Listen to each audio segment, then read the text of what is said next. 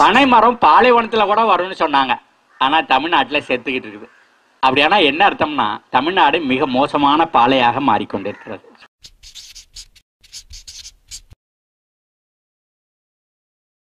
ஏன் இது நடக்குது? இந்த விவசாயத்துல பயன்படுத்துற ரசாயனங்கள் நம்ம சுற்றுச்சூழலா பாதிக்குது.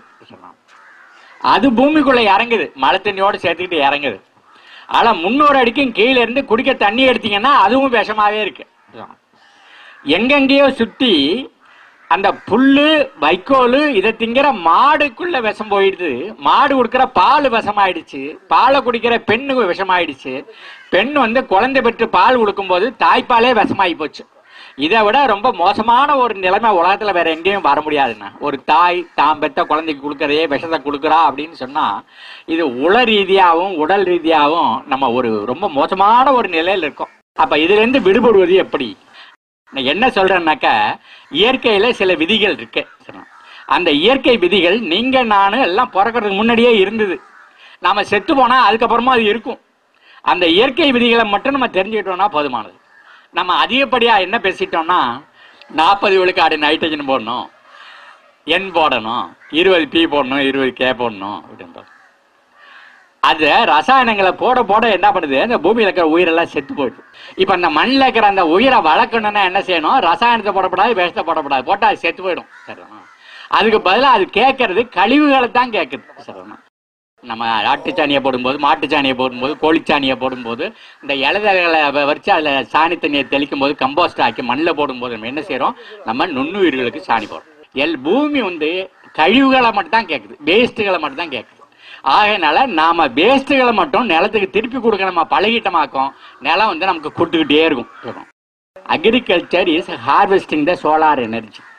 மேக்சிமம் இந்த சூரிய வெளிச்சத்தை எப்படி நம்ம அறுவடை பண்ண போறோம் அதுதான். ரெண்டாவது என்னன்னாக்க, அதுக்கு துணையா நம்ம செய்ய வேண்டியது ஃபீடிங் தி பாக்டீரியா. போட்டோசிந்தசிஸ்னு ஒன்று இருக்கு. சூரியன்லேருந்து வர்ற வெளிச்சத்தை அந்த பச்சை இலை வாங்கி அது சர்க்கரையா மாத்திடுச்சு. அது சர்க்கரையா மாத்தி தின்னு விட்டு அது மிச்சத்தை வேருக்கு அனுப்புது. அந்த வேறு எல்லா இடத்துலையும் பரவலா ஓடி பூமியில இருக்கிற தண்ணி எடுத்து மறுபடியும் பச்சை இலைக்கு அனுப்பிச்சுடுது. இலை வேருக்கு சாப்பாடு போடுறதே ஒழிய வேறு இலைக்கு சாப்பாடு போடவில்லை. அதனால வேர்ல நான் செடிக்கு சாப்பாடு கொடுக்குறேன்னு சொன்னா அது சயின்ஸ் இல்லை. முதல்ல இதை நம்ம முடிவு பண்ணிட்டீங்கன்னா யாருனாலும் நம்ம திருப்தி பண்ணலாம்.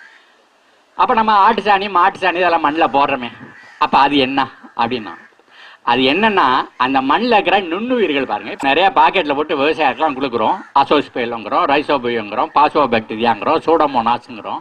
அதெல்லாம் கண்ணுக்கு தெரியாத உயிர்கள். அந்த கண்ணுக்கு தெரியாத உயிர்கள் காத்துல இருக்கிற நைட்ரஜன் எடுத்து செடிக்கு சப்ளை பண்ணுது. பூமியில உறைஞ்சு கிடக்கிற பாஸ்பரஸை இலைக்கு சப்ளை பண்ணுது.